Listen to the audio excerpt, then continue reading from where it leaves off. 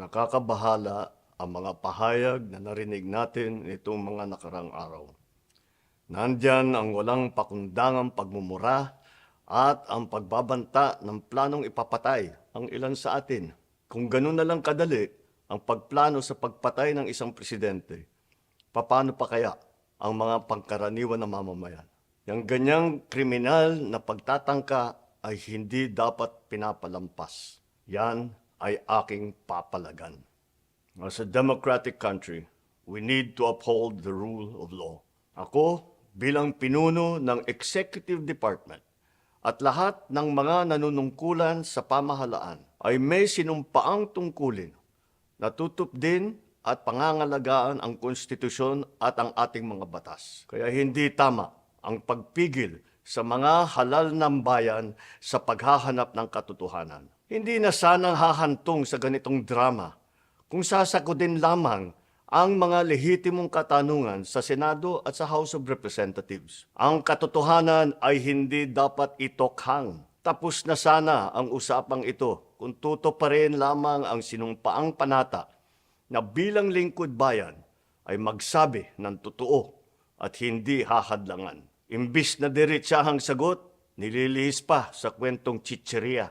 Hangad ko na matuldukan na itong mga pangyayaring ito sa parang matiwasay at magdadala sa atin sa katotohanan. 12 taon din ako nanungkulan sa magkaparehong kamara ng Kongreso.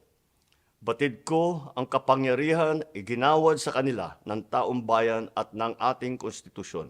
Dahil dito, iginagalang ko ang kanilang gawain bilang isang independenteng sangay ng ating republika. Kahit ang buong executive branch, lahat ng mga ahensya ay hindi nakakaligtas at parating sumasailalim sa kanilang masusing pagsusuri. Bilang isang bansa, marami tayong mga paghamon na dapat harapin at mga suliraning dapat bigyan ng lunas. Sa kabila ng mga pambabatikos, nakatuon ang aking pansin sa pamamahala. Ngunit, hindi natin ikokompromiso ang rule of law. Kailangan manaig ang batas sa anumang sitwasyon, sino man ang tamaan. Kaya hindi ko hahayaan magtagumpay ang hangarin ng iba na hatakin ang buong bansa sa burak ng politika. Igalang natin ang proseso. Tuparin natin ang batas.